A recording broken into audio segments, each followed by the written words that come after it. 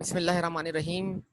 तो previous class में जनाब आपको जो क्वेश्चन सॉल्व करने के लिए दिए गए थे वो दो क्वेश्चन थे बिल्कुल बेसिक, 10.1 ऑब्रे और 10.2 मैटोरेन। अगर आप देखें तो इसमें दो मेथड ऑफ डेरिवेशन आपसे मांगे गए हैं, एक स्ट्रेट लाइन और दूसरा रिड्यूसिंग बैलेंस मेथड या रिड्यूसिंग इंस्टॉलमेंट मेथड। ठीक है जी, 10.1 क्वेश्चन। अच्छा जी, तो अब इसमें बात यहाँ पर क्या आ रही है? बात यहाँ पर ये आ रही है जनाब कि दो मेथड, इस मतलब ज्यादातर अगर एग्जामिनेशन आप देखेंगे तो एग्जामिनर ने सबसे ज्यादा जो मेथड्स टेस्ट किए हुए हैं वो ये दो ही हैं। वो बहुत रेयर है कि वो बाकी तीन मेथड्स टेस्ट किए गए हो, लेकिन अब चूंकि एमसीक्यूज का जमाना भी आ गया है, मतलब आपके इसमें आईए के पेपर में भी एमसीक्यूज आ रहे हैं, तो एग्जामिनर कहीं भी अब कुछ भी पूछ सकता है। मतलब एमसीक्यूज आने से नंबर ऑफ क्वेश्चंस बढ़ गए हैं, तो एग्जामिनर के पास काफी रूम बढ़ गया है चीजों को क्या करने के लिए, क्या आपकी एग्जामिन करने के लिए एग्जामिनर के पास काफी रूम अवेलेबल है। तो भाई छोटी छोटी चीजें इग्नोर मत कीजिएगा, सब मेथड्स आपको आने चाहिए ताकि एग्जाम में कोई नंबर आपके हाथ से ना जाए। ठीक है, इन तमाम बातों को लेकिन सबसे ज्यादा जो टेस्ट होता है वो स्ट्रेट लाइन और रिड्यूसिंग बैलेंस मेथड होता है, ये बात ध्यान में रखिएगा। अच्छा जी, तो कहता है Aubrey purchase a van for ₹800 cash. उसने इतने की वैन परचेज की। He estimates that in 4 years it will have a scrap value of ₹104। और 4 साल के एंड पर जो उसकी वैल्यू बचेगी जब वो उसको स्क्रैप करेगा तो वैल्यू ₹104 होगी। You are required what to calculate what annual depreciation charge on.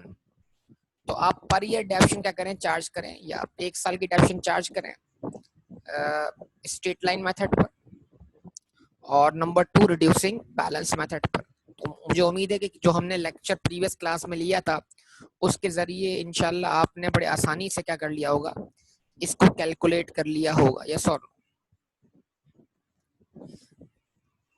लेकिन कोई जल्दी से इसको जरा जल्दी से इसको वेरीफाई कर ले ताकि इसका सॉल्यूशन भी बन जाए वीडियो फॉर्म के अंदर। ठीक है ना, अब हम कौन सा क्वेश्चन सॉल्व कर रहे हैं? 10.1।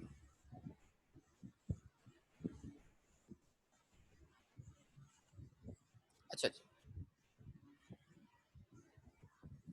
Depreciation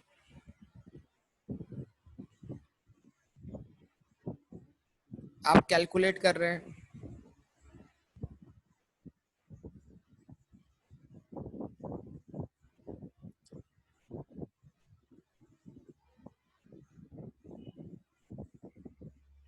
under what straight line method.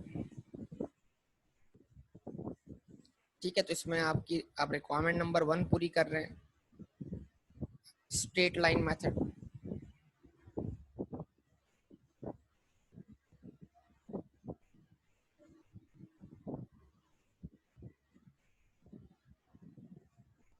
ठीक है, स्ट्रेट लाइन मेथड में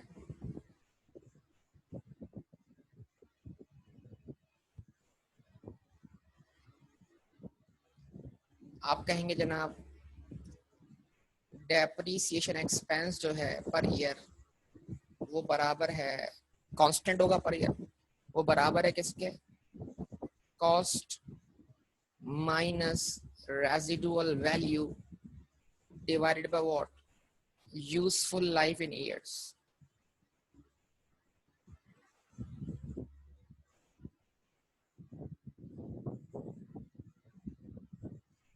ऐसे ही कॉस्ट है ₹800, एडल वैल्यू ₹104 है, और यूजफुल लाइफ कितनी है बेटा, 4 साल।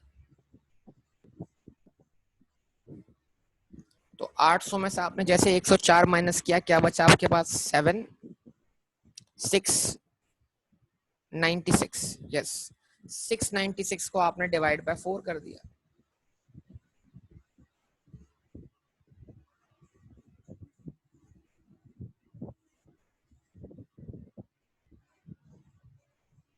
तो आंसर क्या आ गया आपके पास, 174। ठीक है जी, तो डेप्रीसिएशन एक्सपेंस आपका स्ट्रेट लाइन मेथड के तहत आ गया 174।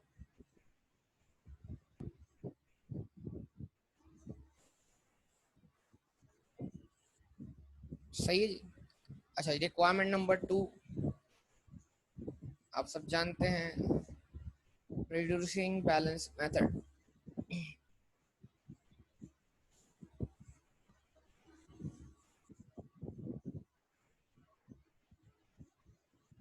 और आरबीएम में करना क्या आपने बेटा, आरबीएम में आपने करना है कि आपने रेट वर्कआउट करना है, आपको याद होगा। और रेट का फॉर्मूला क्या था आरबीएम का, R is equals to 1 minus S upon C की power whole power 1 upon N. ठीक है, जवाब दें बेटा। तो आपने कहा 1 माइनस 104 डिवाइडेड बाय 800 की पावर 1 अपॉन 4। तो पहले 104 को 800 से डिवाइड करें, फिर रेसिप्रोकल, फिर पावर लगाएं 1 अपॉन 4, जो कि 4 का रेसिप्रोकल है। ठीक है जी, जल्दी बताइए क्या आंसर बनता है ओवरऑल इसका। 104 डिवाइडेड बाई 800 उसे पावर 1 अपॉन 4, पूरा आंसर बताइएगा। पॉइंट, बेटा आर की वैल्यू नहीं चाहिए ना मुझे, पूरा आंसर बताइए। मैं जो पूछ रहा हूँ उसका बताइए। 104 को जब आपने डिवाइड किया 800 से, अच्छा राउंड कर, हाँ सही है, फिर सही है, फिर सही है, इसको 0.6 करना होगा, फिर करेक्ट 0.6। तो जैसे आपने 1 में से क्या किया, 0.6 माइनस किया, राउंड कर दें, इट इज 0.4, तो r इज इक्वल्स टू 0.4।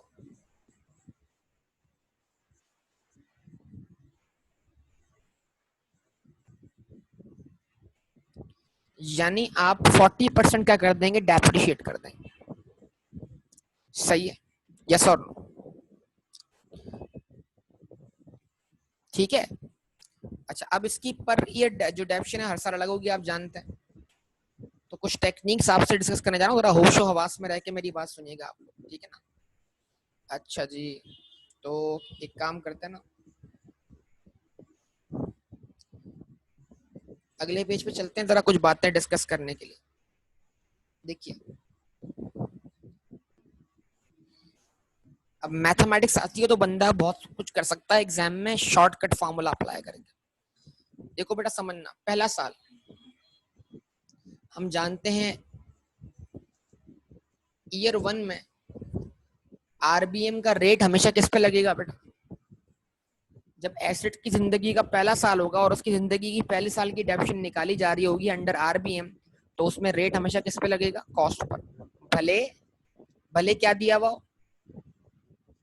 भले क्या दिया हुआ, रेसिडुअल वैल्यू दी हुई हो, मतलब उसको आप ऑलरेडी फार्मूले में कंसीडर कर चुके हैं और आपको मजीद कंसीडर करने की जरूरत नहीं है। आप पहले साल रेट अप्लाई कर दें कॉस्ट पर, तो बड़ी सिंपल सी बात है, आपने कहा कॉस्ट 800,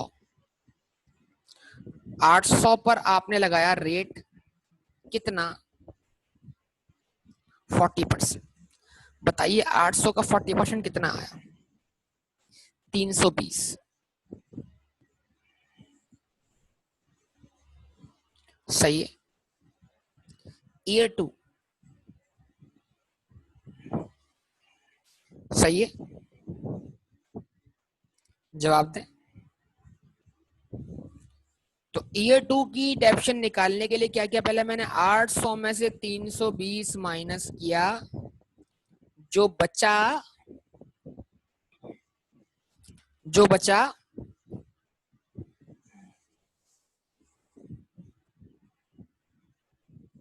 जो बचा वो कितना, 480। फिर 480 का निकाला कितना परसेंट, 40%। क्या आंसर आया बेटा,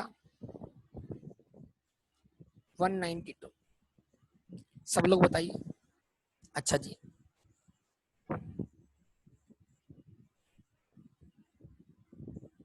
ईयर 3। अच्छा जी, ईयर 3,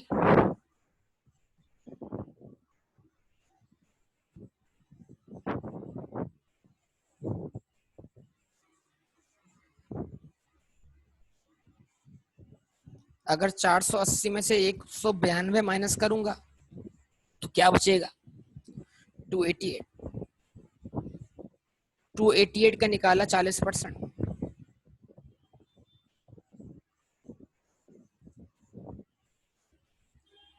115 कर दो उसको, ठीक है। अच्छा ओके, उसके बाद ईयर 4 की निकाली डेप्रीसिएशन, तो क्या किया? 288 में से 115 क्या कर दिए? माइनस कर दिए। जवाब दें।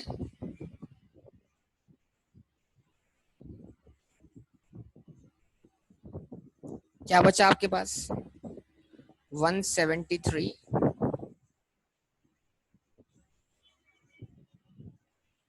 बस 173 बचा। अच्छा, 173 का निकाला आपने 40%, क्या बचा? 69।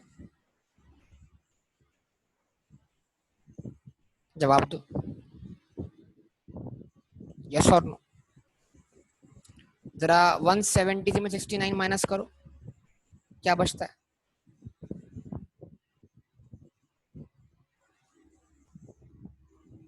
104 ही बच रहा है ना आपके सामने। तो ये तो हो गया, लेकिन अब बात पता है क्या? बात जरा समझने वाली है, कुछ इंपॉर्टेंट बात।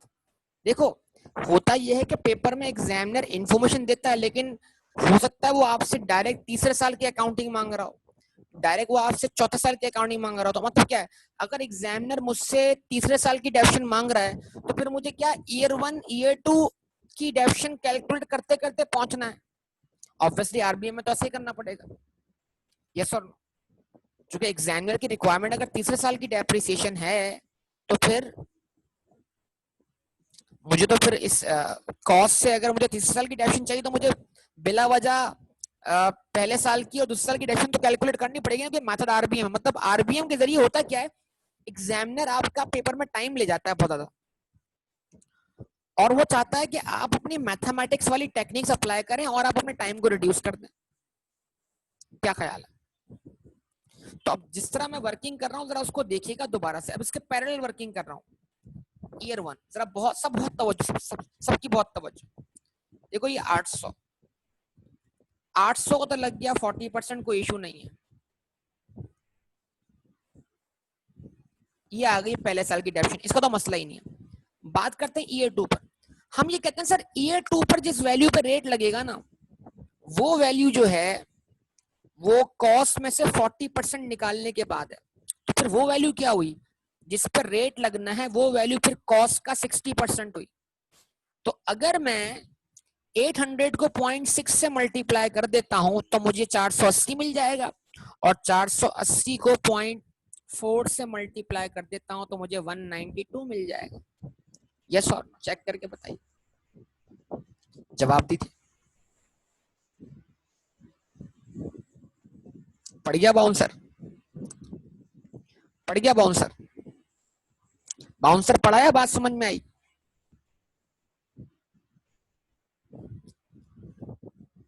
भाई 800 का 40% जो है निकल चुका है, तो अब रेट किस पे लगना है? रेट उस पे लगना है जो 800 का क्या है, 60% है।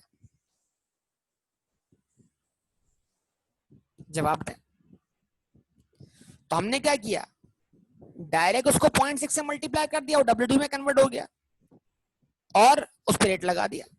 अभी तो ठहरो, अभी तो और शॉकिंग न्यूज है हमारे लिए। मतलब अगर एग्जामिनर कहता है 800 रुपए कॉस्ट है, सुनो सुनो, अब एग्जामिनर कहता है 800 रुपए कॉस्ट है, मुझे डायरेक्ट बताओ 30 साल की डेफिनेशन, तो हम बोलेंगे कोई मसला नहीं। ये देखो 800 मल्टीप्लाइड बाय 0.6 की पावर 2 मल्टीप्लाइड बाय 0.4, हम बोलेंगे ये लो आंसर एक लाइन के अंदर। हम तो कोई 3 साल की कैलकुलेशन करने नहीं जा रहे, चेक कर लो, चेक करो। बोला हमने क्यूएमटी ऐसे थोड़ी सीखी थी यार, हमने तो क्यूएमटी सीखी थी अप्लाई करने के लिए। तो हम तो तुम्हें अकाउंटिंग के एग्जाम में भी क्यूएमटी के जलवे दिखाएंगे। हाँ भाई बोलिए, 800 इंटू 0.6 की पावर 2 मल्टीप्लाइड बाय 0.4, तो अगर एग्जामिनर कॉस्ट बता के बोलता है सीधा बताओ तीसरे साल की डेप्शन क्या, तो हम बोलेंगे ये लो, एक लाइन के अंदर वर्किंग लो। जब तुमने ईयर 1 और ईयर 2 की डेप्शन मांगी नहीं है, तुम्हें चाहिए तीसरे साल की डेप्शन, तो हम भी तुम्हें नहीं बता रहे ईयर 1, हम डायरेक्ट तुम्हें आंसर निकाल के दे रहे हैं तीसरे साल का। क्या ख्याल है, मेरी बात पहुंच रही है आप तक बेटा? अच्छा जी, ये 0.6 की पावर 2 क्या है? 0.6 की पावर 2 ये है समझना, पहले साल कॉस्ट का निकला 40%, बचा 60%, फिर जो बचा हुआ है उसका निकला 40%, तो जो बचा था उसका भी कितना बचा, 60%। तो पहले साल के एंड पे जो WDV थी वो कॉस्ट के 60% के बराबर थी, और जो उससे अगले साल के एंड पे WDV थी वो उस बचे हुए के 60% के बराबर थी। तो अगर 800 को 0.6 से मल्टीप्लाई करूं तो पहले साल की WDV मिल जाएगी, और जो पहले साल की WDV है उसको दोबारा 0.6 से मल्टीप्लाई करो तो दूसरे साल की WDV मिल जाएगी। चेक कर लो। तो अगर मैं 800 को दो बार 0.6 से मल्टीप्लाई कर रहा हूं तो डायरेक्ट क्या करूं, 0.6 की पावर 2 ना लगा दूं? यस और नो? अब मैं जैसा बोल रहा हूं वैसे सब लोग करो। 800 को एक बार 0.6 से मल्टीप्लाई करो, 800 को 0.6 से एक बार मल्टीप्लाई करो, कर दिया मल्टीप्लाई, क्या आंसर आया? 480। 480 क्या है, 800 में से 40% डेप्शन निकालने के बाद WDV है। WDV है कि नहीं है? कहां पर, पहले साल के एंड पर और दूसरे साल के स्टार्ट पर, यस और नो? और ये WDV हमारी दूसरे साल की ओपनिंग WDV है, इस पे इस WDV पे लगाया 40%, तो फिर इसका भी बचा कितना, 60%। तो अब एक काम करो ना, 480 का निकालो 60%। तो जैसे तुमने निकाला 480 का 60%, तो आंसर क्या आया बताओ? तो 288 वो WDV है जिस पर चार्ज होनी है तीसरे साल की डेप्शन। ये WDV दूसरे साल के एंड पर है और तीसरे साल के स्टार्ट पर है। तो अगर मुझे पेपर में डायरेक्टली तीसरे साल की डेप्शन चाहिए होगी तो मुझे पेपर में डायरेक्टली जंप कर जाना है इस WDV पर। तो मैं बोलूंगा 800 की पावर 800 मल्टीप्लाई 0.6 की पावर 2। बेटा बिल्कुल, एग्जाम में तो टाइम ही नहीं है ना, तो जो टाइम बचाएगा वही फायदे में। तो बिल्कुल यही तो समझा रहा हूँ, वरना क्यों टाइम जाया करता है इस चीज के ऊपर। 800 इंटू 0.6 की पावर 2, चेक करो। 800 इंटू 0.6 की पावर 2, इतना आंसर चेक करो सब लोग। 800 इंटू 0.6 की पावर 2, इतना आंसर चेक करो। क्या आंसर है? तो इसका मतलब क्या हुआ, जैसे ही मैंने 800 को 0.6 की पावर 2 से मल्टीप्लाई कर दिया तो मैं पहुंच गया WDV पर, वो जो दूसरे साल के एंड पर है और वो जो तीसरे साल के स्टार्ट पर है। ये वो WDV है जिसपे तीसरे साल का रेट लगेगा। तो मैंने डायरेक्ट अब 288 पे 0.4 का रेट लगा दिया, मुझे आंसर मिल गया 115। यस और नो? आप जवाब नहीं दे रहे मुझे बेटा।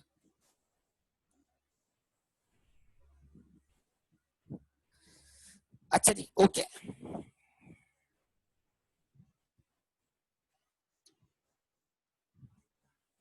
ईयर 4। अब ईयर 4 में मैं 800 से पहुंचना चाहता हूं कहां पर, उस WDV पर जो तीसरे साल के एंड पर है, चौथे साल के स्टार्ट पर है। मैं बोलूंगा 800 इंटू 0.6 की पावर 4, सॉरी 0.6 की पावर 3।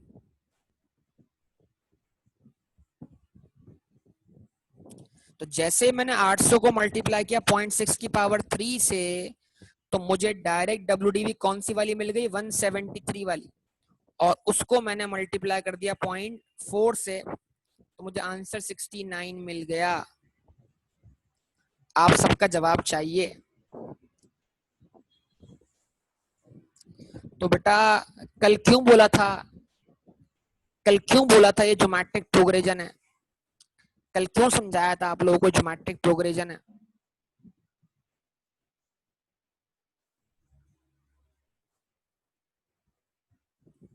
ठीक है। अब एक बात और कर लेता हूं, स्ट्रेट लाइन का मामला वैसा ही है जैसा सिंपल इंटरेस्ट का मामला होता है। सर कैसी बातें करना शुरू कर दी आप लोग। स्ट्रेट लाइन का मामला वैसा ही है जैसा सिंपल इंटरेस्ट का मामला होता है। और आरबीएम का मामला वैसा ही है जैसा कंपाउंड इंटरेस्ट का होता है। हाँ भाई, मेरी इस स्टेटमेंट को कितने लोग पिक करते हैं?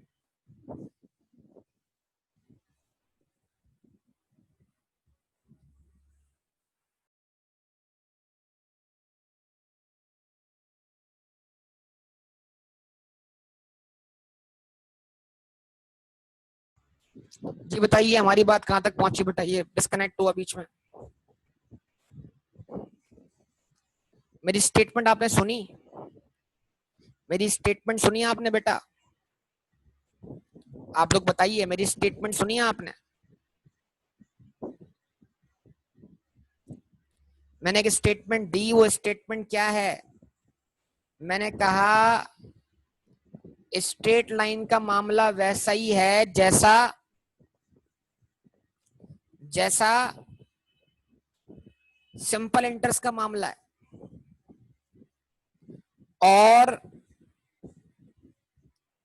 आरबीएम का मामला वैसा ही है जैसा कंपाउंड इंटरेस्ट का है।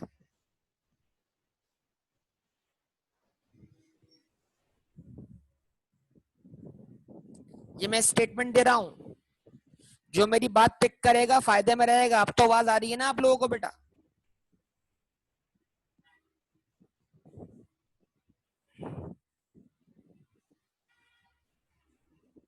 देखो, एग्जाम्पल दे रहा हूं, एग्जाम्पल।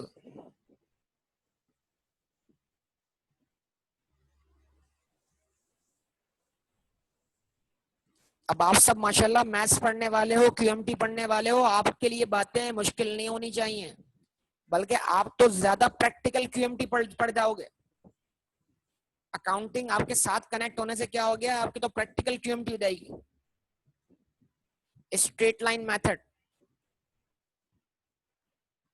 कांस्टेंट बेस वैल्यू, अल्फाज क्या बोल रहा हूं? Constant base value, that is what rate is always applied at same value। Yes और नो? एग्जाम्पल लेते हैं, और इस बार एग्जाम्पल लेते हैं ऐसे ही बगैर किसी कैलकुलेशन के, मतलब अपनी तरफ से वैल्यू रखकर। हम बोलते हैं सर कॉस्ट कॉस्ट बराबर है 1 लाख रुपए के, फॉर एग्जाम्पल। सही है सर, कॉस्ट बराबर है 1 लाख रुपए के, फॉर एग्जाम्पल।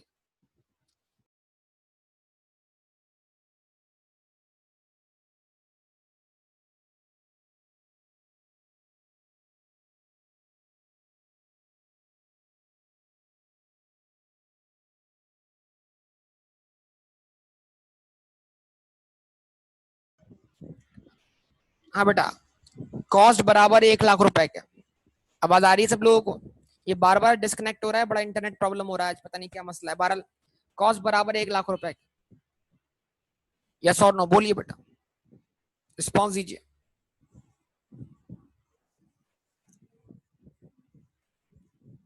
अच्छा, कोई रेजिडुअल वैल्यू, सुनिए, कोई रेजिडुअल वैल्यू नहीं है।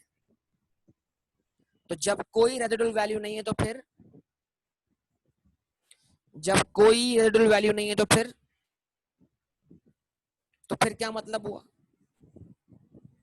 Response please. जब कोई रेजिडुअल वैल्यू नहीं है तो फिर क्या मतलब हुआ? कि डेप्शन निकालते वक्त कॉस्ट में से मैं अगर मैं 0 माइनस करूंगा तो कॉस्ट ही किसके बराबर हो जाएगा? डेप्रिसिएबल अमाउंट के। यस और नो? कॉस्ट ही बराबर हो जाएगा किसके? डेप्रिसिएबल अमाउंट के। यस और नो? रिस्पॉन्स चाहिए बेटा, रिस्पॉन्स।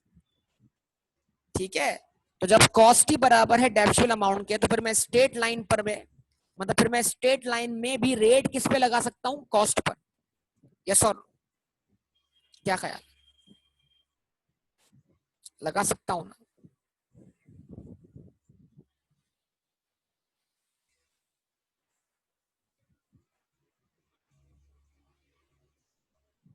जवाब दीजिए।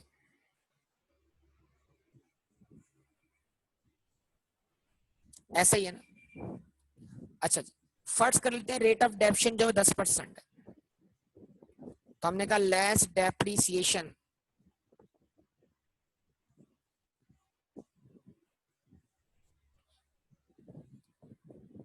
एट 10%।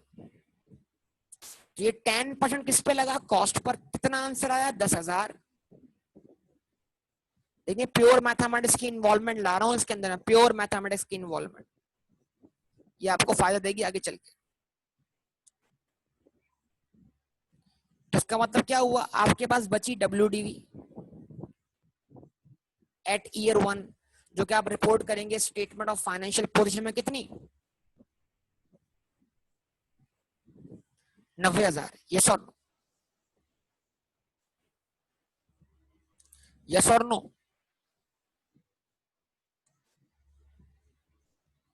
जवाब दीजिए, रिस्पॉन्स कीजिए। सबका रिस्पॉन्स चाहिए प्लीज बेटा, सबका, हर बंदा पार्टिसिपेट करे, कैलकुलेटर उसके हाथ में होना चाहिए और एक ही चीज कैलकुलेट करे। अच्छा जी, अब बारी आती है ईयर 2 की, तो लेस डेप्रीसिएशन। अब बताइए ईयर 2 की डेप्शन कैलकुलेट करते वक्त स्टेट लाइन में 10% का रेट मैं किस पे लगाऊं, लाख पे लगाऊं या 90,000 पे लगाऊं।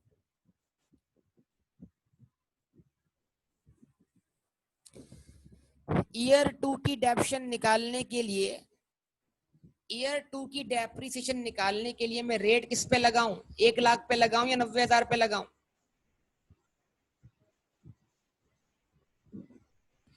1 लाख पर, जो कि कांस्टेंट बेस है। तो 1 लाख का 10% फिर क्या बनेगा, 10,000। यस और नो। तो WDV क्या बचेगी एट ईयर 2, 80,000। फिर ईयर 3 की डेप्शन निकालने के लिए मैं रेट किस पे लगाऊं,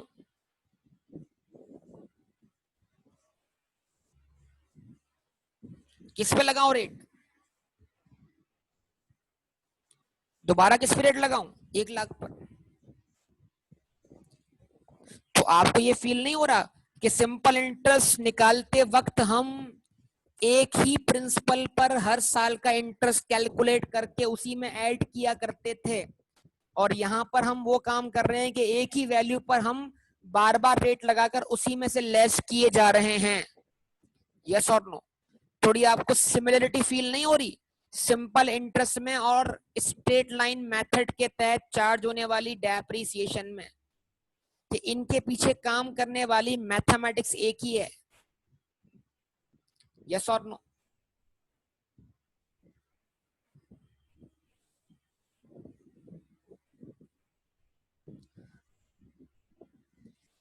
WDV 70,000। अब मैं इससे आगे नहीं जा रहा, अगर मैं वैसे इसको फुल डेप्थ शीट करूं तो मैं कहां तक पहुंचूंगा, 10 साल तक, और 10 साल में इसके 10 हिस्से बनेंगे और क्या होगा, ये एसेट पूरी तरह डेप्थ शीट हो जाएगा। यस और नो। और 10 साल के एंड पे WDV क्या बचेगी, 0 बचेगी। मुझे बताइए यस और नो, रिस्पॉन्स कीजिए, रिस्पॉन्स चाहिए बेटा आप सबका। क्या कहते हैं, ऐसा ही है। तो जिस एसेट की स्ट्रेट लाइन मेथड के तहत रेट जो है 10% है, तो उसकी लाइफ 10 साल हुई ना बेटा। यस और नो। देखो आपको कल सिखाया था, देखो आपको सिखाया था स्ट्रेट लाइन में रेट निकालने का फॉर्मूला, सिखाया था, नहीं सिखाया था कल आपको। स्ट्रेट लाइन में रेट लगाने का, रेट निकालने का फॉर्मूला सिखाया था ना आपको, नहीं सिखाया था, बताइए। Rate is equals to 1/n। जवाब दें। तो फिर बेटा क्या हुआ, अगर रेट दिया हुआ हो, रेट कितना दिया हुआ है, 10%, और लाइफ मालूम ना हो, तो मैथ्स तो तुम जानते हो यार, मैथ्स तो तुम जानते हो। तो अगर रेट दिया हुआ हो और लाइफ ना दी हुई हो तो क्या करोगे आप बताओ? ये एन वहां चला गया और ये 0.1 n हो गया बराबर किसके? 1 के। तो n बराबर आया किसके?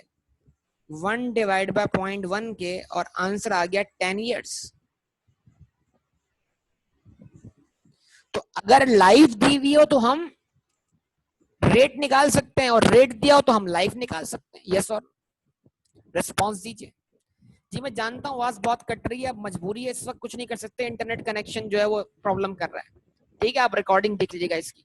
अब मैं इसको मेरी बात चल पड़ी है, वरना मैं क्लास रोक देता, मैं क्लास कंटिन्यू नहीं करता, क्योंकि जिस तरह इंटरनेट चल रहा है उस तरह हम बात नहीं कर पाएंगे। ठीक है ना? तो अभी जैसा हो रहा है चलने दें फिलहाल।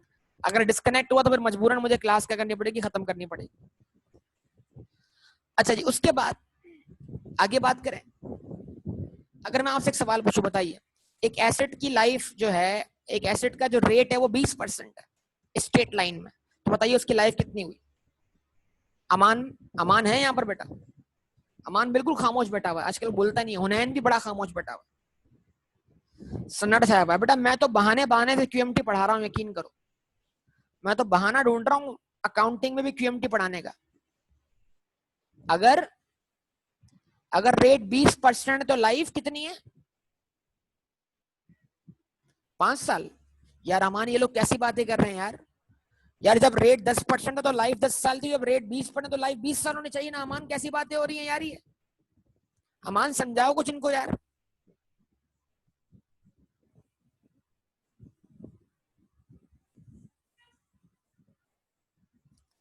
अमान ये कैसी बातें हो रही हैं यार? अमान कहाँ गया अमान?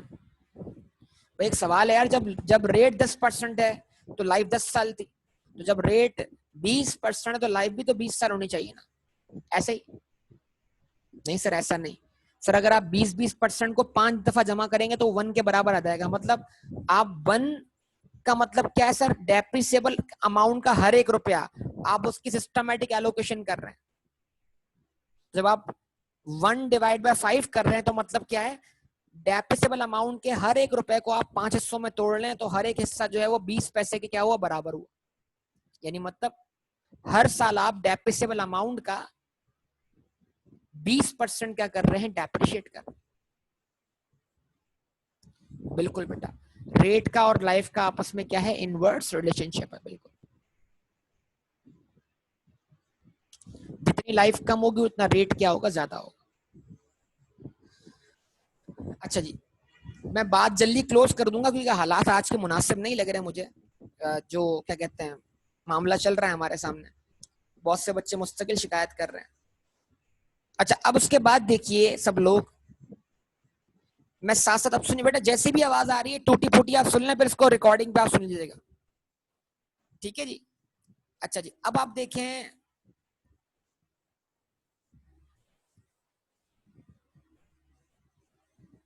यहां लिख रहा हूं मैं क्या?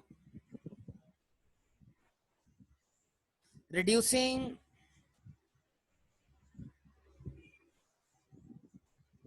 Balance method.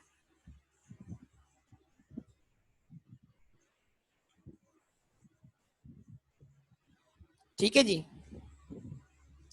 हम जानते हैं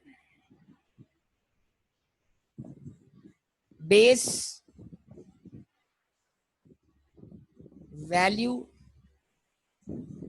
is not what? Constant। जिस तरह कंपाउंड इंटरेस्ट के अंदर हर एक साल का इंटरेस्ट लगने के बाद उसकी base value principal amount change हो जाया करता था, बिल्कुल वैसे ही आरबीएम में रेट लगने के बाद जो कॉस्ट में कमी आ रही थी, डब्ल्यूडी में डेप्शन चार्ज होने के बाद डब्ल्यूडी बच रही थी, अगले साल उस बची हुई वैल्यू पर रेट लग रहा है। तो ये कॉन्सेप्ट भी बिल्कुल उसी तरह मैथमेटिक्स फॉलो कर रहा है जिस तरह कंपाउंड इंटरेस्ट का कॉन्सेप्ट मैथमेटिक्स फॉलो किया करता था। ठीक है? अच्छा, अब इसको भी देख लें बराए मेहरबानी। मैं सेम क्वेश्चन रख रहा हूं प्लीज। कॉस्ट रखी मैंने कितनी, 1 लाख रुपए। भाई सब लोगों का रिस्पॉन्स था, ये सब लोगों का। डेप्रीसिएशन रखा 10%।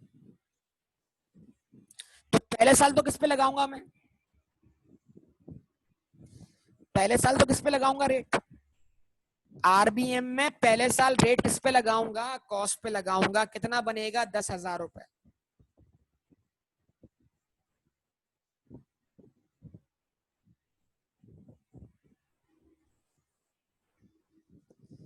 डब्ल्यूडीवी कितनी बची, 90,000 रुपए। तो यहां पर भी एक कंक्लूजन नोट कर लें अपने पास। अगर स्टेट लाइन और आरबीएम का रेट सेम हो, अगर स्टेट लाइन और आरबीएम का रेट सेम हो, जवाब दो, और कोई रेजिडुअल वैल्यू बताई ना जाए, अगर स्टेट लाइन और आरबीएम का रेट सेम हो और कोई रेजिडुअल वैल्यू बताई ना जाए, तो फिर पहले साल की डेप्रीसिएशन बराबर होगी। यस और नो। जिस तरह सिंपल इंटरेस्ट और कंपाउंड इंटरेस्ट में पहले साल का इंटरेस्ट बराबर होता है, जिस तरह सिंपल इंटरेस्ट और कंपाउंड इंटरेस्ट में पहले साल का इंटरेस्ट बराबर होता है, क्योंकि पहले साल की बेस वैल्यू दोनों के लिए सेम होती है। जगा दो बेटा, अपने आप को जगा दो। क्यूएमटी भूलने नहीं दूंगा इंशाल्लाह, अल्लाह ने चाहा तो। ठीक है, अच्छा जी। तो ये मिल गई WDV एट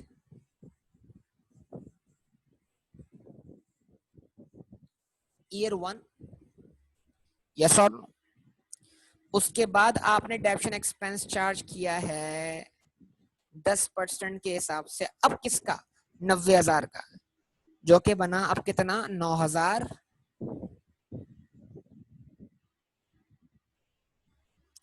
WDV कितनी आ गई बेटा, WDV आ गई एट ईयर 2 कितनी, 81,000।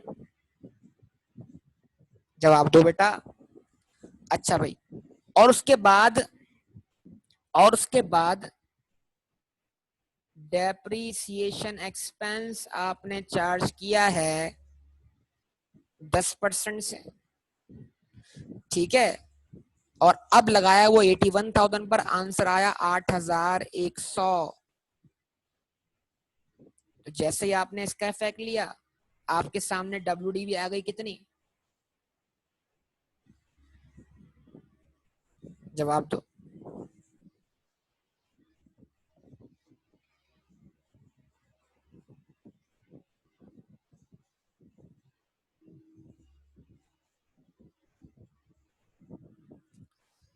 यस और नो, यस और नो, रिस्पॉन्स चाहिए, रिस्पॉन्स चाहिए।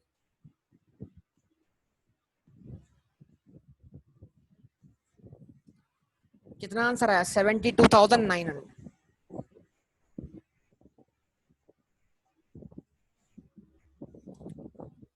दोनों का पैरेलल फर्क समझ में आ रहा है आप लोग। अब आपको एक और फर्क वादे करता हूं, जरा देखना। स्टेट लाइन में ये बेस वैल्यू है 100%, इसमें कमी आ गई 10% से, जो बचा 90% था।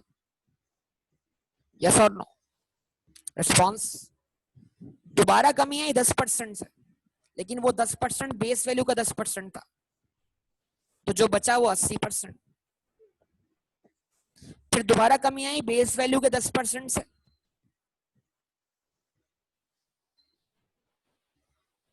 जो बचा वो 70%। अच्छा जी, अब जरा मेरी बात गौर से सुनिएगा, देखिएगा सब लोग। बेस वैल्यू 100%, इसमें कमी आई 10% से, सर जो बचा वो कितना, वो 90%। लेकिन अगले रेट को अप्लाई करने के लिए ये 100% बन गया। जब इस 90 का निकाला 10%, तो वो 9% बना। यस और नो। लेकिन क्योंकि मैं 90 को बेस मान रहा हूं, तो बेस के लिहाज से वो 10% ही है। तो जो बचा वो ओरिजिनल वैल्यू का 80%, लेकिन WDV का 90%। ये बात अगर आपने पिक कर ली तो कमाल हो जाएगा। फिर उसके बाद आपने अगली वैल्यू को माना बेस वैल्यू 100%, उस पर चार्ज किया 10% और 10% लगाया किस पर, 81 पर। तो आंसर क्या बना आपका 8.1। जब 8.1 आपने इसमें से माइनस किया तो आपके पास आंसर क्या बचा 72.9%। लेकिन जो बचा वो पिछली डब्ल्यूडीयू का 90%। सक्सेसिव डिस्काउंट याद है, सक्सेसिव डिस्काउंट, सक्सेसिव डिक्रीज समझाया था बेटा, सक्सेसिव डिक्रीज।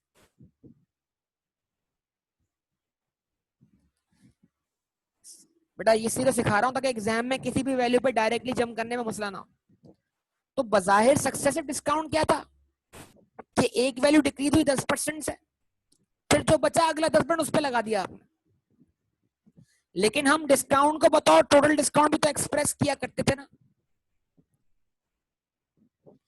तो बजाहिर रेट 10% है, तो इसका मतलब क्या हुआ, आप कभी भी रिड्यूसिंग में ये नहीं बोल सकते कि मैंने 10% डेप्शन चार्ज की पहले साल में, 10% चार्ज की दूसरे साल में, 10% चार्ज की तीसरे साल में, यानी कि मैंने टोटल 30% एसेट को डेप्शेट कर दिया। ये कॉन्सेप्ट एसएलएम के लिए ठीक है लेकिन आरबीएम के लिए रॉन्ग है।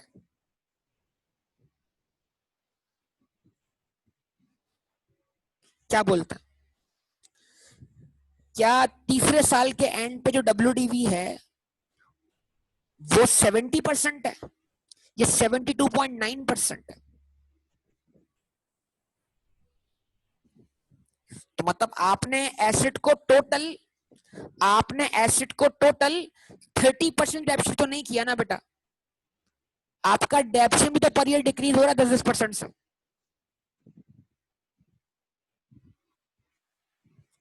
तो बजाहिर तो देखें, बजाहिर तो आपने रेट लगाया 10% इस पर, लेकिन जो आंसर आया वो आंसर कॉस्ट के 9% के बराबर था। बजाहिर तो आपने 10% लगाया इस पर, लेकिन जो आंसर आया वो आंसर कॉस्ट के 8.1% के बराबर था। तो इसका मतलब क्या हुआ, 10% plus 9% plus 8.1%। Response response response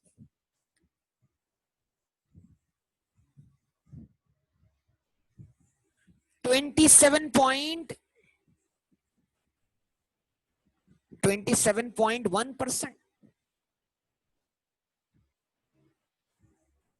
yes और नो। अब एक काम करें, 100 में से 27.1% जरा माइनस करके देखें तो आंसर क्या बचेगा 72.9%। ये क्या समझा रहा हूं यकीन करें, मैथमेटिक्स है। और यहां पर आके आवाम जो ना सर पकड़ के बैठ जाती है कि यार ये बातें हमें समझ नहीं आ रही, हालांकि ये बातें तो कब की पढ़ाई जा चुकी हैं। वहां पर बगैर एग्जाम्पल्स के पढ़ी होती है, मसला ये है, खाली आंसर निकालने पे फोकस होता है। यहां प्रैक्टिकली इन बातों को सीख रहे हो। और बाबा कुछ समझ में आया मैंने क्या समझा है, पता लगे बाउंसर पड़ गया, पता नहीं सर क्या बोल रहे हैं, अजीबोगरीब बातें कर रहे हैं। तो बेटा कंक्लूजन ये है कि हर बार आप बेस को चेंज कर रहे हो। याद है आपको सिखाया था कि अगर डिस्काउंट जो है वो सक्सेसिव है तो उस डिस्काउंट को बताओ टोटल डिस्काउंट के भी एक्सप्रेस किया जा सकता है। ये सिखाया था नहीं सिखाया था आपको, सारी टेक्निक्स क्यूएमटी में सिखाई थी नहीं सिखाई थी बताइए। पहले एक प्रोडक्ट की प्राइस को कम किया 10% से, फिर दोबारा कम किया 10% से, फिर दोबारा कम किया। फिर आपसे ऑप्शन में सवाल पूछा था बताओ कि टोटल डिस्काउंट 30% हुआ, तो बहुत से लोगों ने कहा था हाँ 30% हुआ। मैंने कहा नहीं, मैंने कहा अगर आपको टोटल डिस्काउंट चाहिए तो क्या करो 1 में से 0.9, अब ये 0.9 क्या है, ये वाला 90%, 10% डिक्रीज करने के बाद फिर 90 का 10% निकालने के बाद 90 का 90%, ये रहा 0.9। उसके बाद क्या बचा, जो बचा 81 वो भी 90% था पिछली वैल्यू का, उसका भी निकाला 10%, तो बचा उसका भी 90%। तो अब एक काम करो ना बेटा, 0.9 की पावर 3 लगा और 1 में से माइनस कर दो, 1 माइनस आंसर देखो 27.1, 27.1, यानी 3 साल का डिक्रीज जो है एसएलएम में तो 30% के बराबर है, क्योंकि वो हर बार कॉस्ट का 10% ही बन रहा है। लेकिन आरबीएम में बेटा 3 साल का डिक्रीज जो है वो 30% नहीं है, क्योंकि वो हर बार कॉस्ट का 10% नहीं है। जब उसको उसका रिश्ता कॉस्ट से जोड़ोगे तो फिर वो कॉस्ट का 27.1% बनेगा टोटल। तो ये मैथमेटिक्स है, इसमें ब्लंडर्स करते हैं लोग, जाके ऐसे ऐसे काम करते हैं कि जिंदगी में कभी मैथ्स ना पढ़ी हो, और प्रपोर्शन परसेंटेजेस में इतना घूम जाते हैं। और आई कैप ने वादा किया, वादा, आईए का सिलेबस उठा के देख लो, बोला मार्कअप, मार्जिन, प्रपोर्शन, परसेंटेज ये पूछना नहीं छोड़ूंगा, ये वादा है तुमसे, ये आई कैप कहता है। उसे पता है भागते हो तुम लोग मार्कअप मार्जिन से, या भूल जाते हो तुम उस चीजों को। तो आई कैप ने तमाम अकाउंटिंग के कोर्सेज में लिखा हुआ है कि मार्कअप, मार्जिन, प्रपोर्शन, परसेंटेजेस पूछना नहीं छोड़ूंगा, पूछता रहूंगा, तंग करता रहूंगा।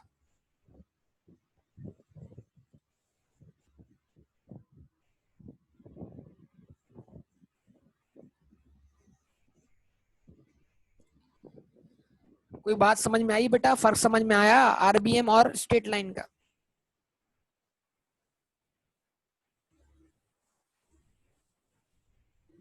बेटा एवरेज रेट किधर से आ गया?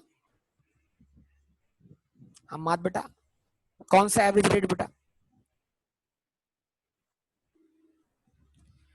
टोटल डिक्रीज हुआ ना, मतलब टोटल डिक्रीज। अभी तो बहुत बातें करूंगा इसके ऊपर बेटा, वो एवरेज रेट की जरूरत नहीं है ना हमें, अभी एवरेज थोड़ी मांगा है आपसे कोई यार, एवरेज नहीं मांगा बेटा। वो एवरेज जब निकलता है जब पर ईयर डिक्रीज इक्वल ना हो, पहले साल 10% हो फिर उससे अगले साल 5% हो, तो वो क्यूएमटी में करवाया था ना।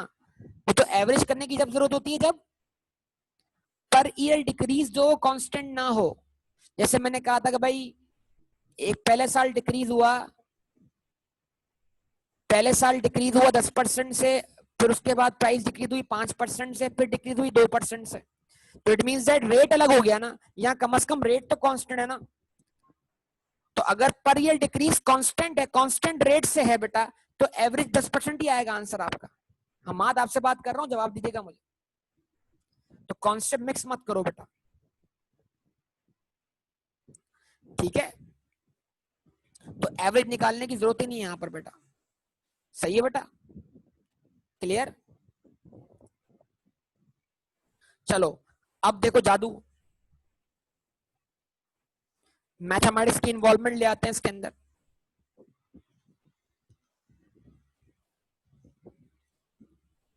अच्छा भाई, ले आए मैथमेटिक्स की इन्वॉल्वमेंट, बोलो। लेकिन कोई बात है, मैं फार्मूले, कभी भी आपको फार्मूले की कैद में बंद नहीं करना चाहता। आपको पता है हम हमेशा चाहते हैं हम फार्मूले की कैद से क्या हो जाए, आजाद हो जाए। चलें फिल वक्त आज की क्लास में पहले आपको फार्मूले की कैद में बंद करते हैं, फिर इंशाल्लाह किसी और क्लास में आपको फार्मूले की कैद से आजाद करवाएंगे इंशाल्लाह। तो मैंने क्या बोला, straight line follows the same principles which we followed in which we follow in what? Simple interest. Yes or no? Straight line में वही प्रिंसिपल है, बस थोड़ा सा इफेक्ट उसका क्या है कि जो रेट लगने के बाद वैल्यू आ रही है वो प्लस नहीं हो रही बल्कि क्या हो रही है, माइनस हो रही है। यस और नो?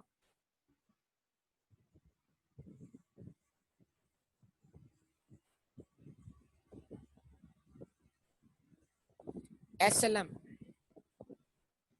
तो अगर आपको याद हो, आपने सिंपल इंटरेस्ट में एक फॉर्मूला पढ़ा था, S is equals to P into 1 minus R T. ऐसा भी तो कोई फॉर्मूला पढ़ा था ना बेटा।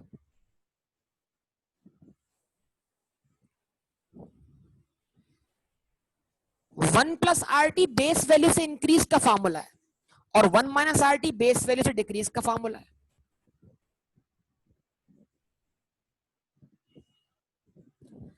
One plus R T base value से इंक्रीज का फॉर्मूला है और one minus R T base value से डिक्रीज का फॉर्मूला है।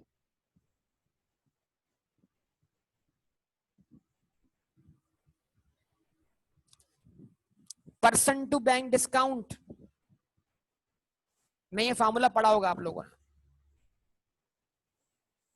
चलें आज इस फार्मूले को हम तब्दील कर लेते हैं। हमने बोला वो फार्मूले के रट्टे होते हैं ना, वो फंक्शन नहीं देखते, हम फंक्शन दिखाते हैं इसका। देखो मैं ये बोलता हूं,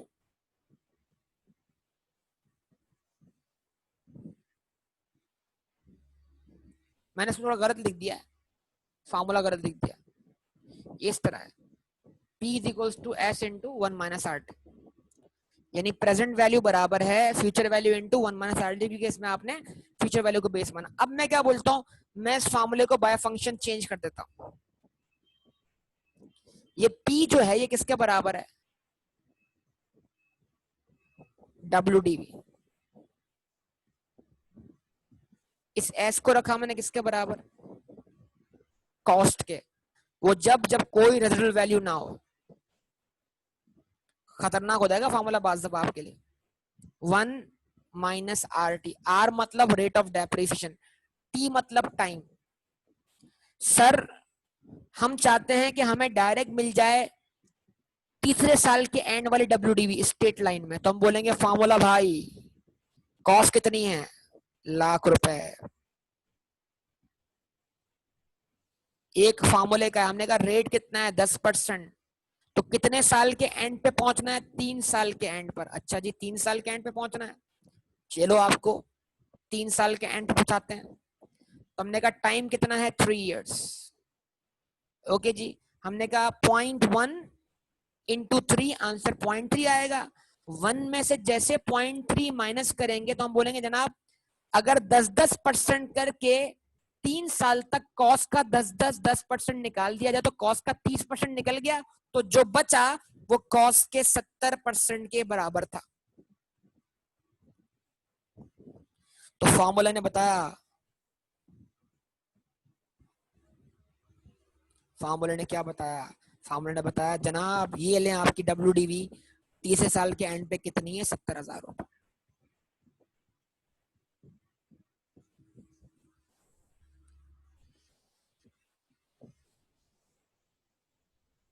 ठीक है,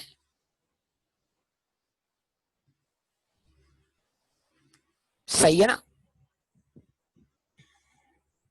हाँ लेकिन डायरेक्ट सॉल्यूशन महंगा पड़ सकता है, वो नहीं कहते do not try this at home, वो वाला मामला भी है इसके अंदर। तो थोड़ा एक्सपर्ट बनना पड़ेगा इसके लिए, वक्त के साथ बन जाएंगे इंशाल्लाह। ठीक है, अच्छा जी RBM, RBM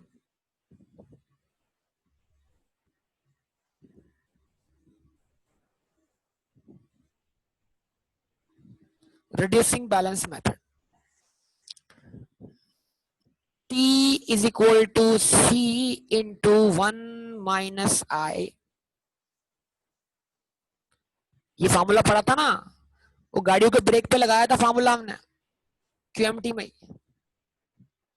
और इसी फार्मूले से मैंने रेट वाला फार्मूला भी ड्राइव करके दिखाया था आपको। तो हम डायरेक्ट इस फार्मूले को अप्लाई करते हैं, हम बोलते हैं व्हाट इज टी, टी को हम बोलेंगे WDV, सी को हम कॉस्ट टी बोलते हैं, 1 फार्मूले का आई रेट ऑफ डेप्शन अंडर RBM। तो हम बोलेंगे भाई कॉस्ट हमारे पास क्या थी, की पावर NB, सॉरी कॉस्ट हमारे पास क्या थी, 1,00,000 रुपए। फार्मूले भाई तीसरे साल के एंड पे WDV बताओ, तो हमने कहा रेट पर ईयर कितना है, रेट पर ईयर कितना है 10%, और कितने साल के एंड पे चाहिए, 3 साल के एंड पर। तो 1 में से 0.1 माइनस किया, बचा 90%। तो हर साल जो वैल्यू रेट लगने के बाद बचती है वो पिछली वैल्यू का 90% होती है। 90% का पावर लिया आपने 0.3, तो 100,000 मल्टीप्लाई हुआ, यानी WDV है वो इस कॉस्ट का 0.729 टाइम्स है, यानी 72.9% है। जवाब दें बराए मेहरबानी, जवाब दें। और जैसे ही मैंने इसको इससे मल्टीप्लाई कर दिया तो आंसर 72,900 आ गया। और इस तरह मैं आरबीएम में भी अपनी मर्जी की डब्ल्यूडी पे जंप कर गया। Direct direct. क्या ख्याल है?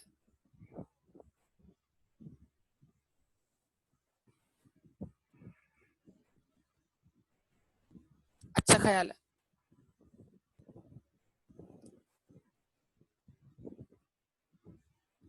तो बेटा मैं बार बार बोल रहा हूँ, क्यूएमटी इन दिनों के लिए पढ़ी थी बेटा, खाली एग्जाम में पास करने की थोड़ी पढ़ रहे थे।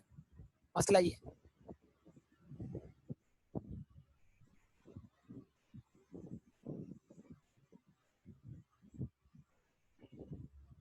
क्या कहते हैं आप?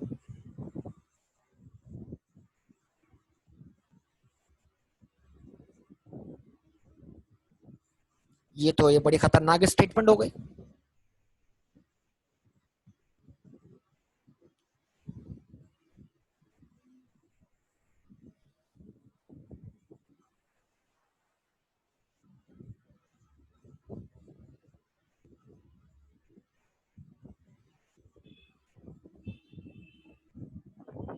इस स्टेटमेंट के दो मतलब हो गए।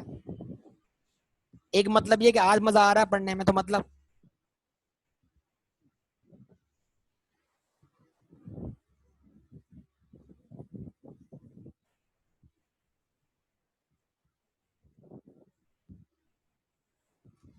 ओके जनाब। तो ये आपके सामने मैंने एक डिस्कशन कर लिया आपसे बैठ के, ठीक है ना। तो इंशाल्लाह ये कंटिन्यू रहेगा, हम एंट्री भी बनाएंगे। लेकिन एक बेसिक बात मैंने आपसे कर ली कि देखो, इनके पीछे जो मैथमेटिक्स इन्वॉल्व है उसको समझ जाओ, ताकि तुम्हें आगे कहीं भी कोई डिफिकल्टी ना हो। ठीक है बेटा। तो आजकल के लिए, आज तक के लिए इतना ही। इंशाल्लाह बाकी सब कुछ आपसे डिस्कस करेंगे अगली क्लास के अंदर। तो जो आप क्वेश्चन सॉल्व कर सकते हैं, जैसे आपको क्या कहते हैं समझ में आए, आप देखें। अक्यूमुलेशन वाला कॉन्सेप्ट मैं आपको समझा दूंगा इंशाल्लाह कल की क्लास में, तो बात होती रहेगी हमारी। ठीक है, ओके। अल्लाह हाफ़िज़।